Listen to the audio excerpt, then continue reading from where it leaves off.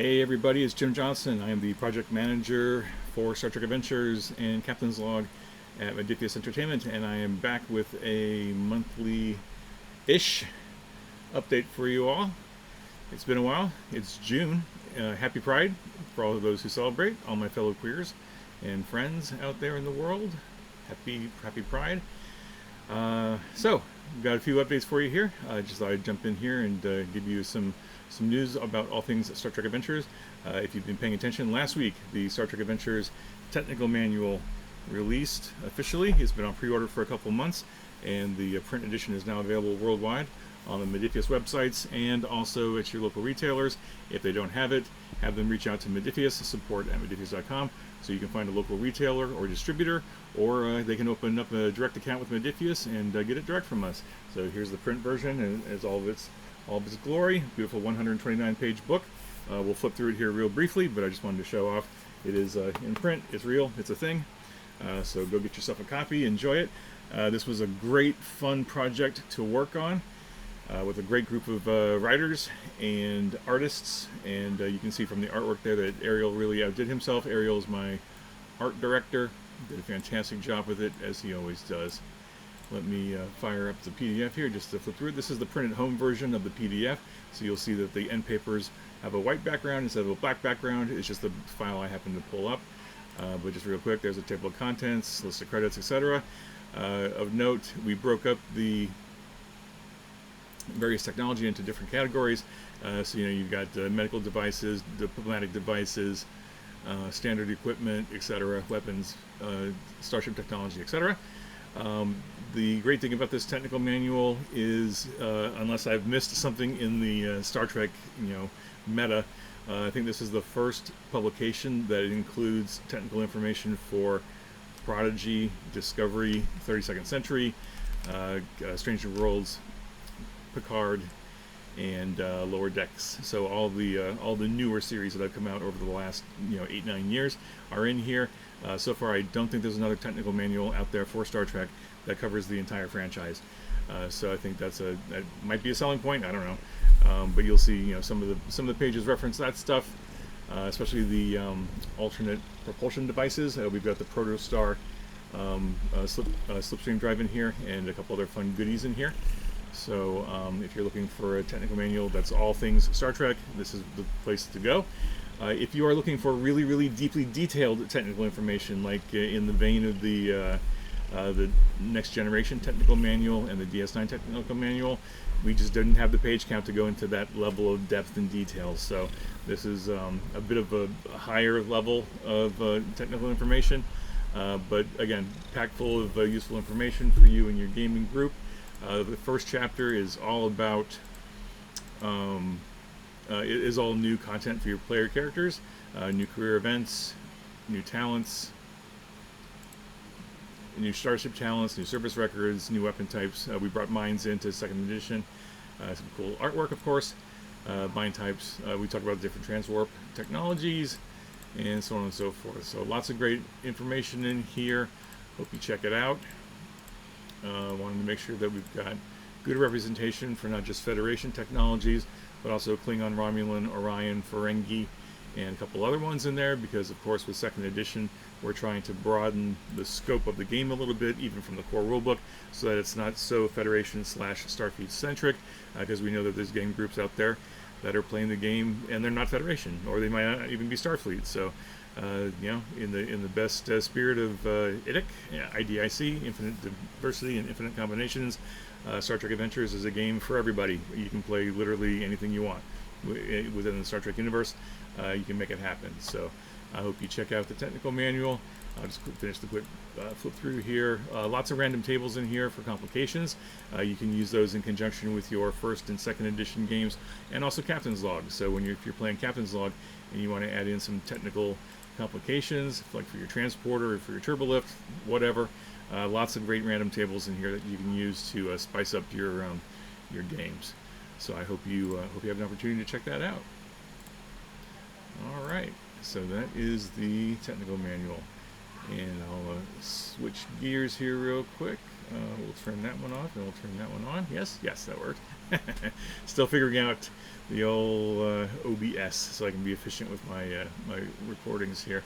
Of course, I have this has been open for a while. I have this Star Trek Adventures Q&A submissions form.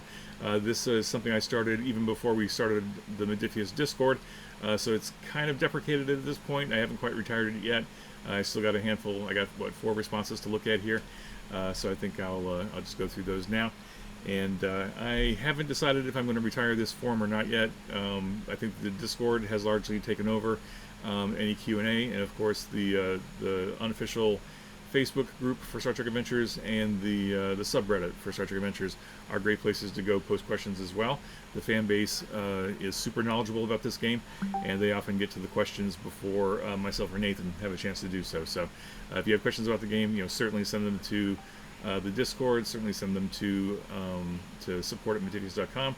Again, I'll keep this form open probably just because it's there and it's available, and why not use it?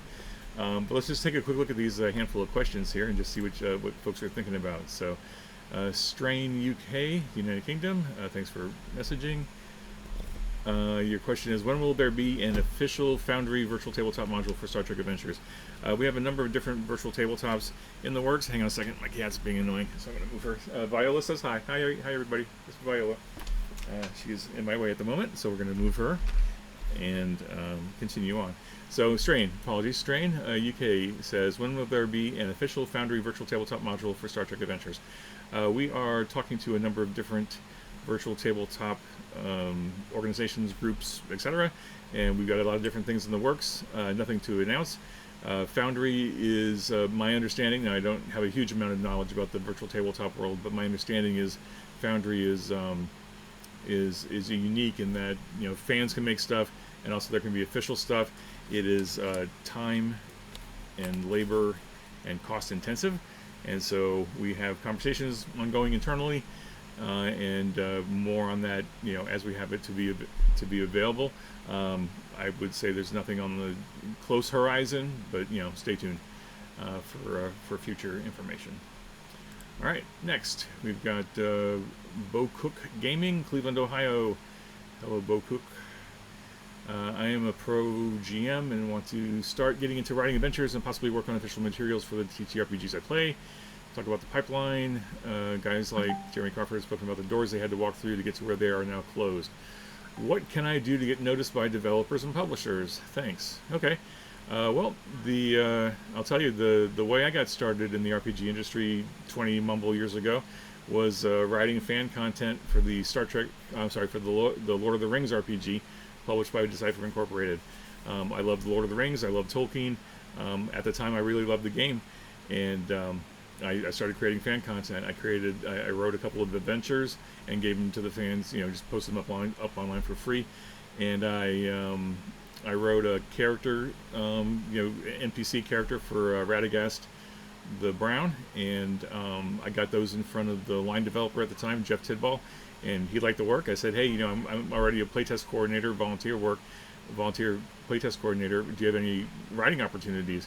And he looked at the work that I had done, fan-wise, and said, I like the work. You seem to have a clear grasp of the mechanics and the rules and character generation, because of course I made the NPC.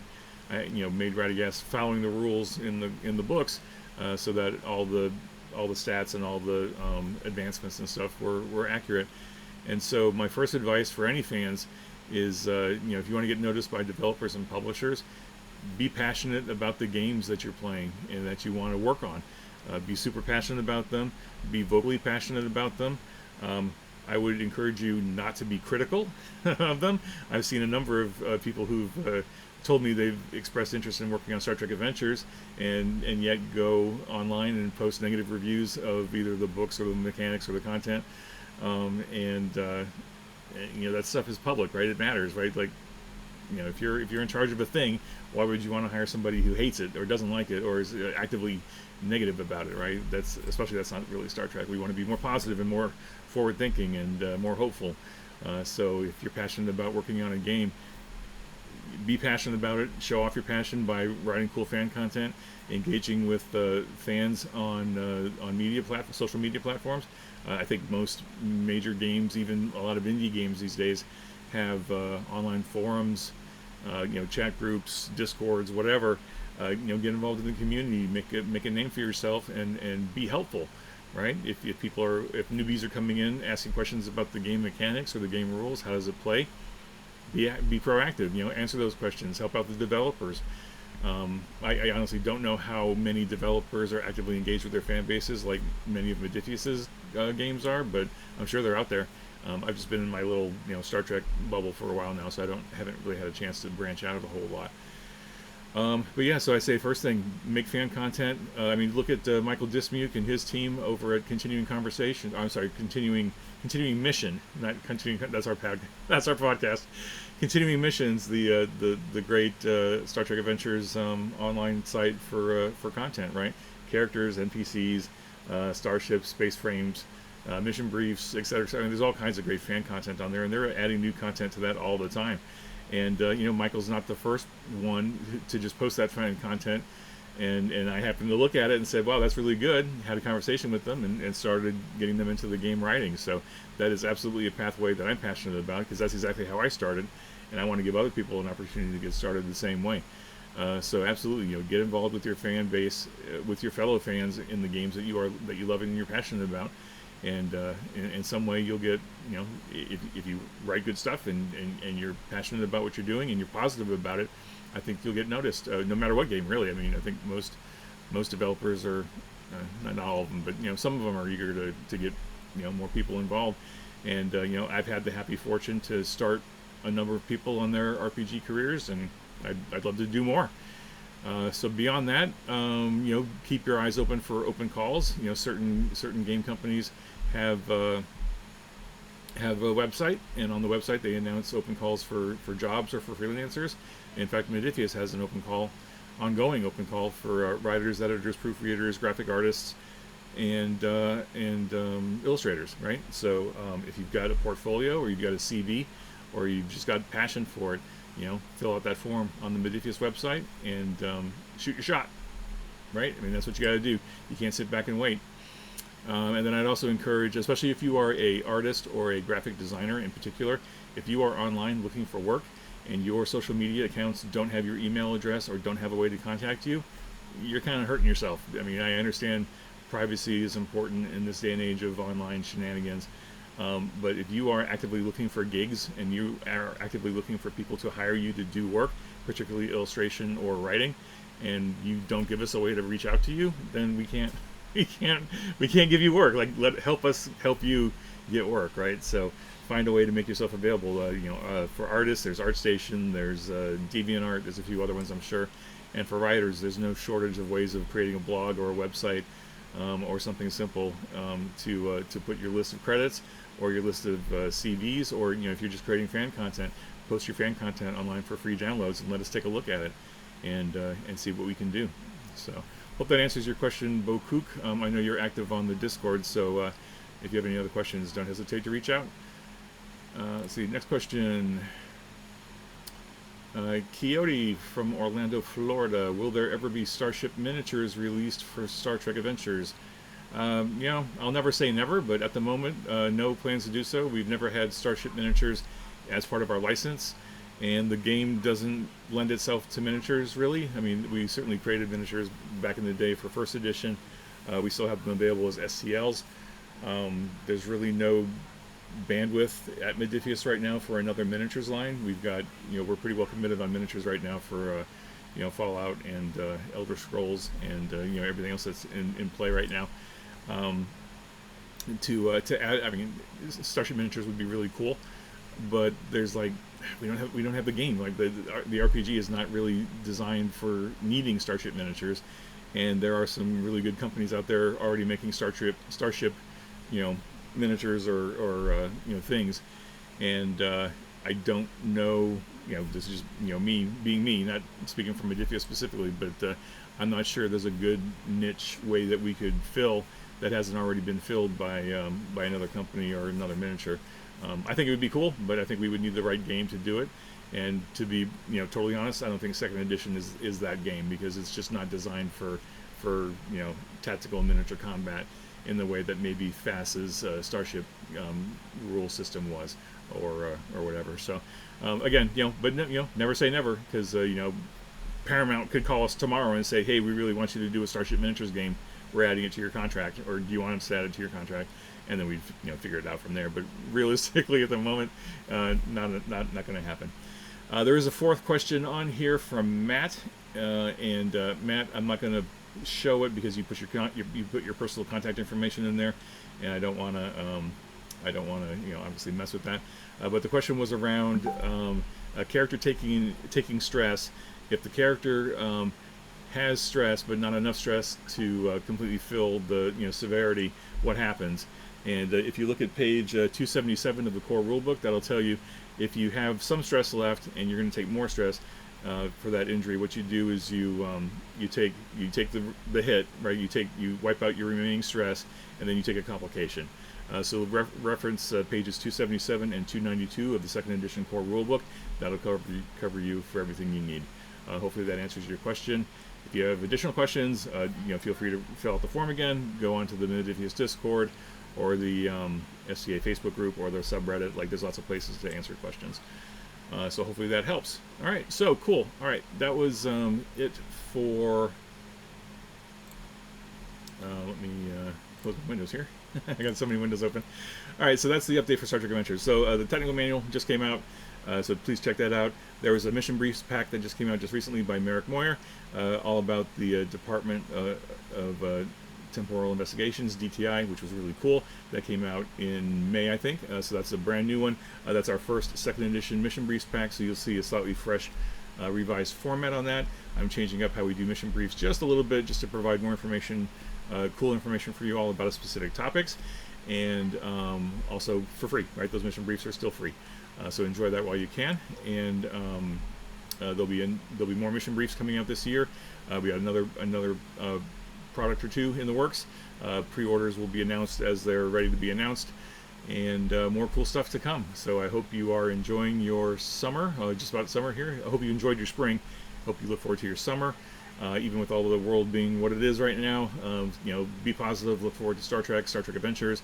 We know that Strange New Worlds Season 3 is soon upon us here in a couple of weeks. I'm excited for that. I've seen the trailers. I hope you have too. Boy, this is going to be such a fun season. I can't wait to see what happens. So yeah, I think that's it for me. So be safe, be well, live long and prosper. Take care of yourselves. Take care of each other. Game on. Go boldly. And I will talk to you all next time. Take care, everybody.